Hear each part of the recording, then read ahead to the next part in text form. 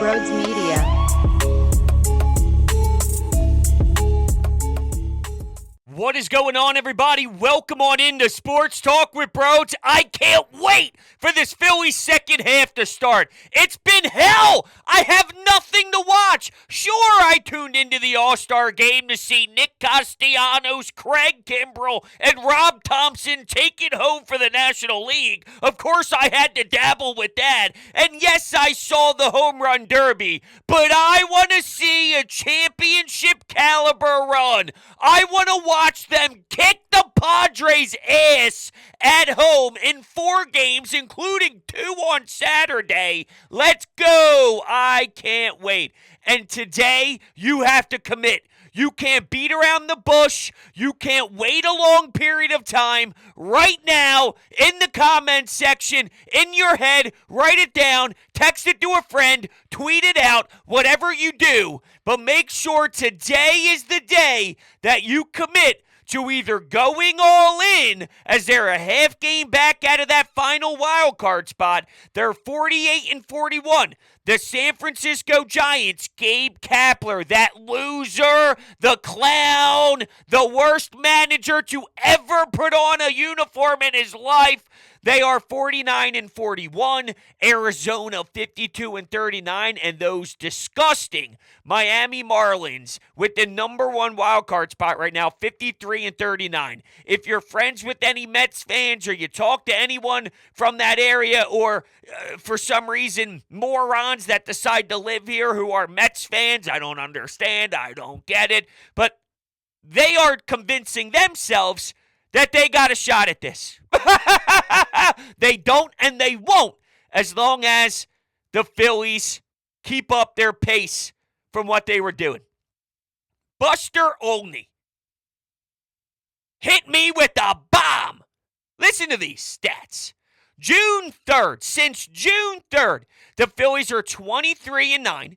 They have a 2.96 ERA, which is more than half a run better than any other team. They are 8th in scoring during that stretch, and they feel like they have a lot of offensive upside in front of them, with an expectation that Trey Turner will have a better second half and Harper will hit for power. Dombrowski will add to the deadline a dangerous team. I feel the same exact way as what he's describing. This is the Phillies being a somewhat bad version of themselves, 23-9, and their record since June 3rd.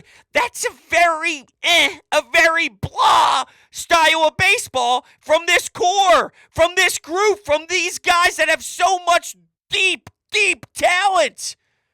So yes, I expect Bryce Harper to give me more than 3 home runs. In fact, I'm starting a new segment over on Twitter. So if you don't follow me, you definitely should. We're having a lot of fun over there. And it's called In and Out. That's the new segment. And it's not very hard, okay? It's pretty simple. I'm going to pose a statement, and we either agree or disagree. You are either in or you are out. I said it's easy, yet I fumble the words. Okay, so I'm going to give you an example. I put out 3 polls already about 4 or 5 hours before, 4 hours before I recorded this show.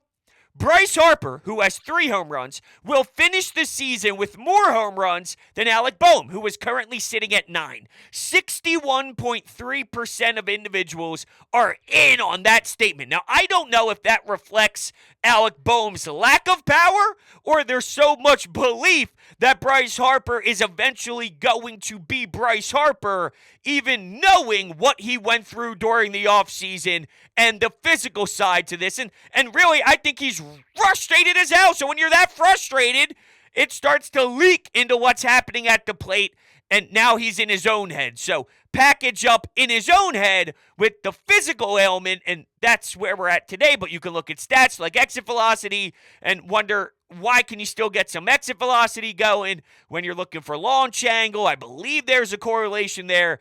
But that's where we're at. So 38.7% of listeners believe in Alec Boehm or think this is just Bryce Harper in 2023. Even if we get a bad version of Bryce Harper, or one super elite, scary, otherworldly Bryce Harper, and then the following months he just can't sustain that level. There's a fatigue or there's someone getting tired. I don't know exactly what it'll be, but let's say that happens. He could still pass Alec Bohm. If I'm being honest, for me, it's because I don't think Bohm is going to kill a billion bombs. Bryce Harper might. A 3-home run first half Bryce Harper, the ceiling's higher. Question number 2. In or out? Aaron Nola will look more like his old self after the All-Star break. Big one. Huge one. Can change the trajectory of what this team is. 56.7% say you're gonna suck, Aaron Nola. Woo-hoo-hoo. So, I mean, I can't argue with it. I can't argue with the results because that's my selection too. I'm out. I never answered the first one. I'm in on Bryce Harper finishing more with Alec Bohm. That's my selection. Punch it in. And I am out with the people on Aaron Nola. And I will be pleased and excited and so stoked if we see a Cy Young caliber dude. The pitch clock, though, isn't going away, and he has no idea to adapt. Is anybody fighting that anymore? Are there some disputing that? No, it can't be. There's a lot of time in between pitches. I feel you. I do. But that's what's going on here. Maybe he couldn't handle the contract either. As much as we want to believe, as humans, you could turn it off, with that type of cash and that type of talk with Dave Dombrowski. And every time I brought this up to Ricky, he had a pushback. He's going to get the money because of how many innings he pitches. A team will be out there eager and willing to pay him a ton of cash because if you saw his numbers and you didn't go through the every start grind with Aaron Nola, if the Phillies needed to add someone and look for an acquisition, and Aaron Nola, you were blindfolded and didn't see it was him, but you saw his numbers, you saw how many innings he pitched each year, you would lose your mind because you were excited to add someone like that to your starting five. So, he'll get his money anyway. Well, Ricky's wired different. Ricky's a give me the ball guy. Ricky's a I need it now, right? I mean, Ricky Bo was always bring it on. He fought Barry Bonds, for God's sake, and drilled him before he started to challenge the mound. I mean, this guy's different. Ricky Bo's different. I don't know if there's more extremes between Aaron Nola and Ricky Bo. So I think it absolutely could be in the back of his mind. I actually heard something over the week about his numbers in the first inning and how teams are really squaring him up and getting damage done on him. But he also is at the top of the league in innings pitched. So what does that tell you? He starts off slow and then he finds himself and gets into a gear in the middle of the game. I guess it doesn't take a rocket science to see that. So, in the first inning, he is with a 5.21 ERA. In the second inning, a 0.47 ERA with only one earned run in 19 innings when pitching a second inning. Easy to follow? His third and fourth innings, horrible. His fifth inning, okay. But his fourth inning, 6.75 ERA. Batters are hitting 300 against him basically in the third inning. 286 in the fourth inning. So he's got a bad first inning, a bad third, and a bad fourth. Even though hitters are only hitting 214 against him in the fifth inning. Aaron Nola doesn't make sense. That's the conclusion I gather here today. You learn something new every day. That's what they say, no? And sometimes I guess you can just accidentally walk right into it. And that's what just happened to me right now. Aaron Nola makes me lose brain cells. All right, now this one is tricky, and I don't know which way to vote, but I'm going to just go with my gut. Will Kyle Schwarber, in or out, will Kyle Schwarber finish the year with a batting average over 200? That's a real question. That's a real question. We're not making this up. And my guy Brendan quote tweets it and says, crazy that this is actually a conversation. And it's even crazier that I'm probably leaning that he won't. And the craziest part is that he will more than likely take the bulk of his at-bats in the leadoff spot. I know. I can't wrap my head around it, but it's a serious question, and we are almost split 50-50. 51.4% are in on Kyle Schwarber over 200, and 48.6% say they are out. I think I'm actually going out here. I wouldn't be shocked if he hits over 200, but something tells me it'll be 192, 196, 40-plus homers, decent amount of walks. We're satisfied with the OBP.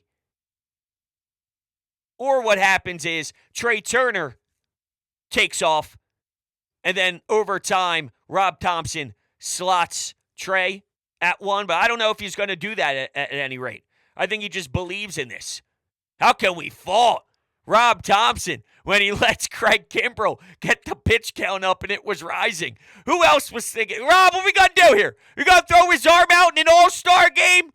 I figured he'd let him rock even after a couple of walks. But he's crazy good this year, Kimbrell is. He's so damn fun. So that's our debut of In or Out. Once again, follow me over on Twitter at Broads81. Hit the follow button there. And since we're on this, I do have a bunch of new followers because of everything that happened at the Fanatic, and a lot of people jumped over here to support, and I can't thank you all enough. We're not just on YouTube.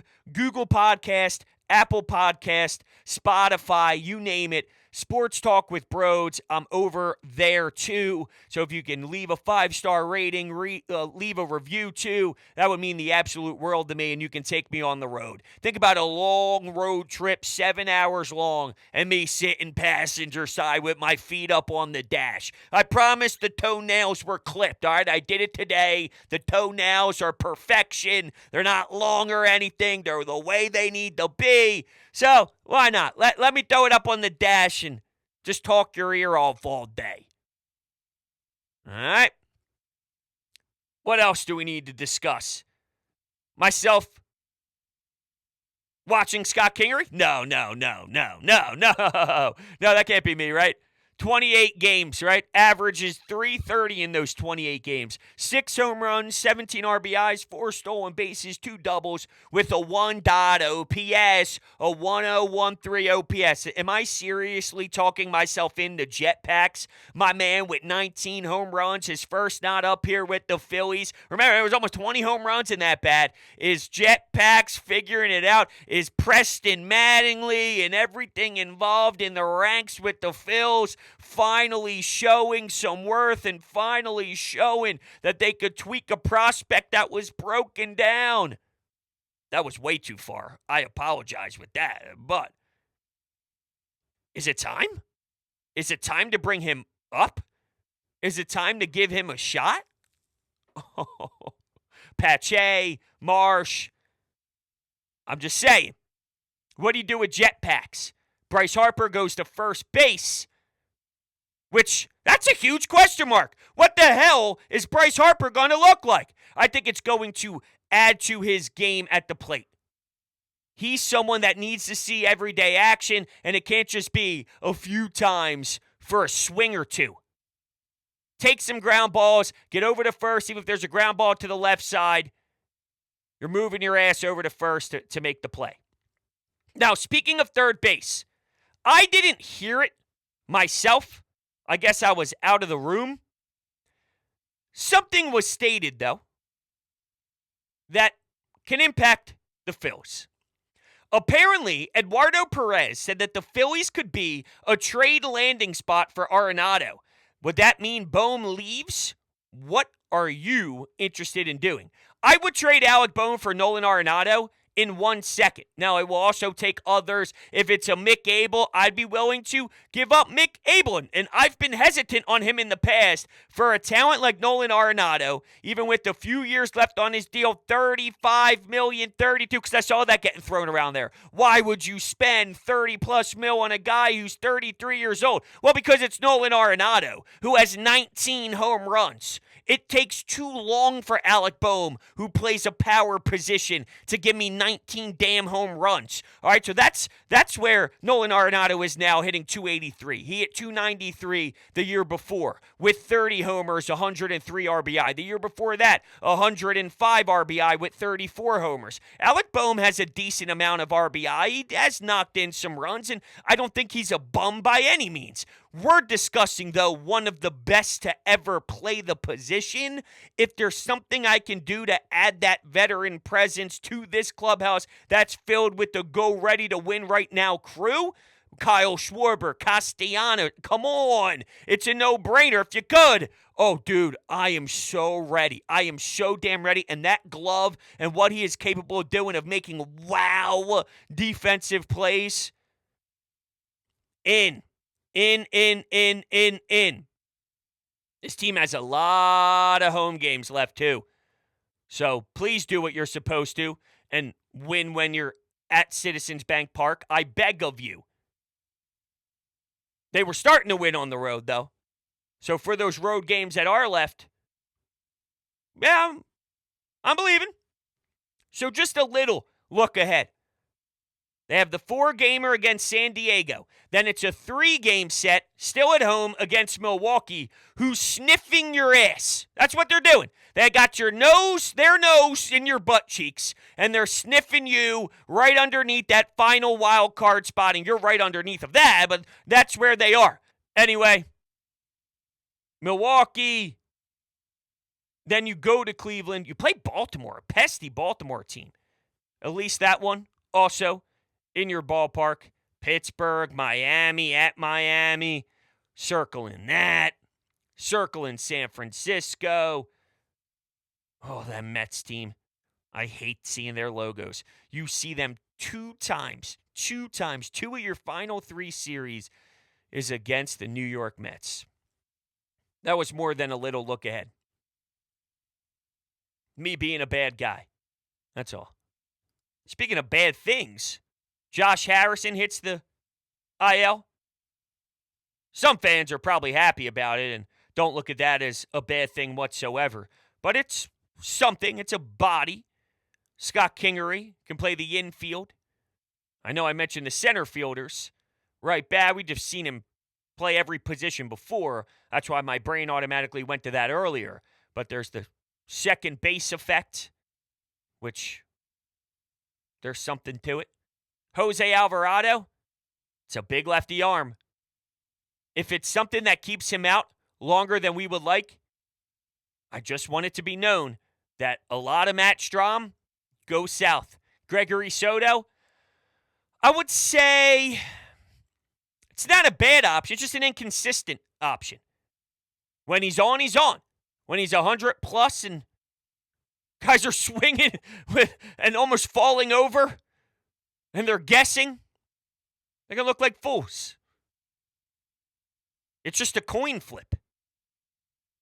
I don't think that there's much flow to it at all. It's 2 great, it's 3 bad, it's 1 good, it's 1 bad, it's 6 great, it's 4 bad.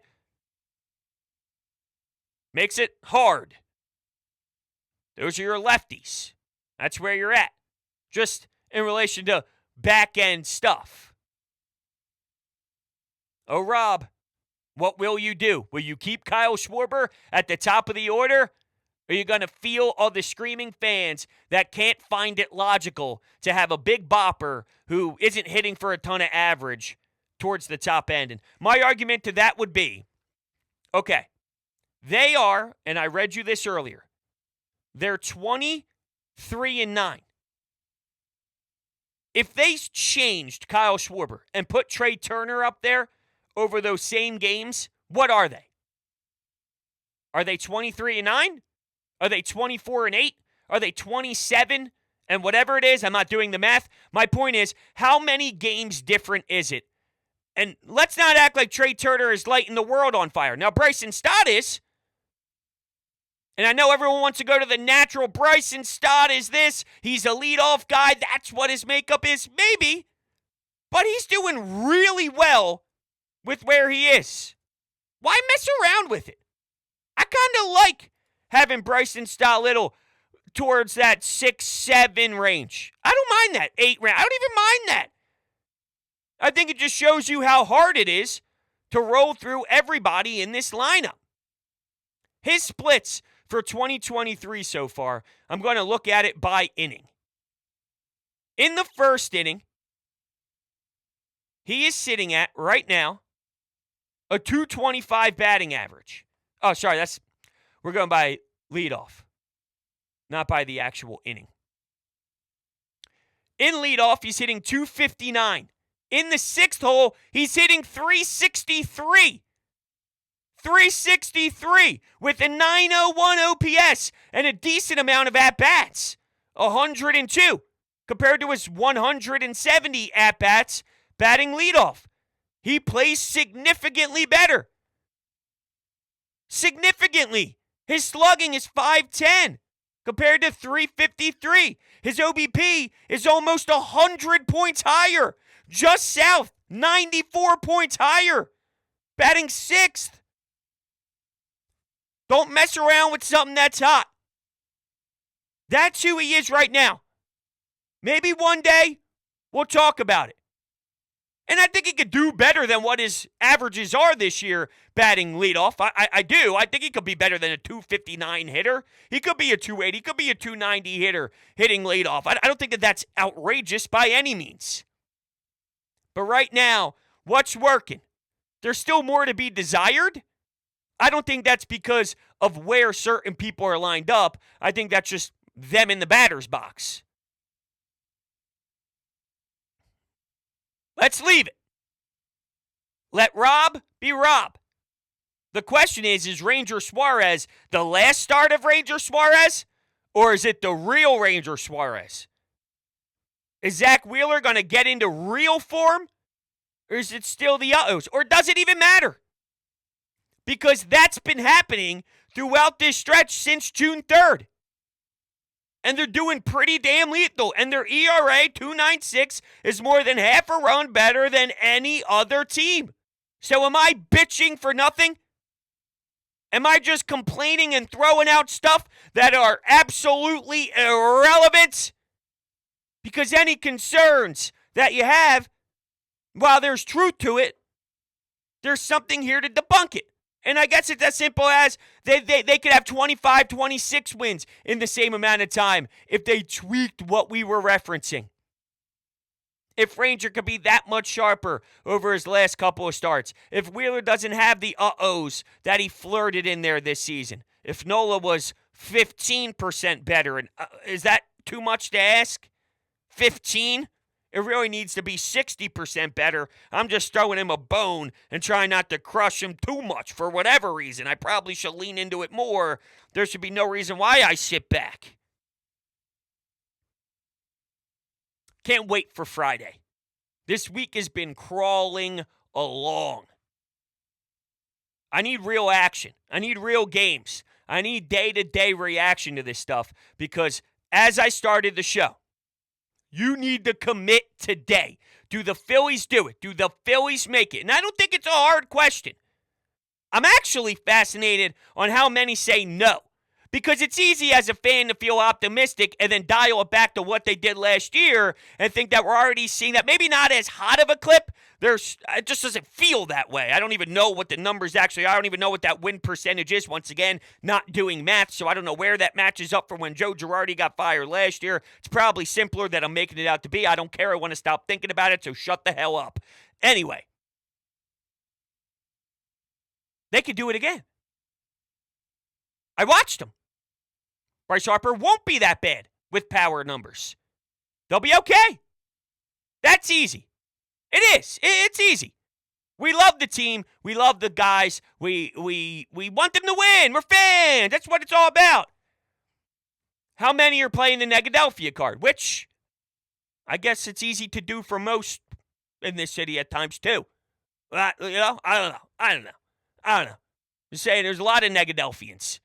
Guess it just falls on whatever side it falls on.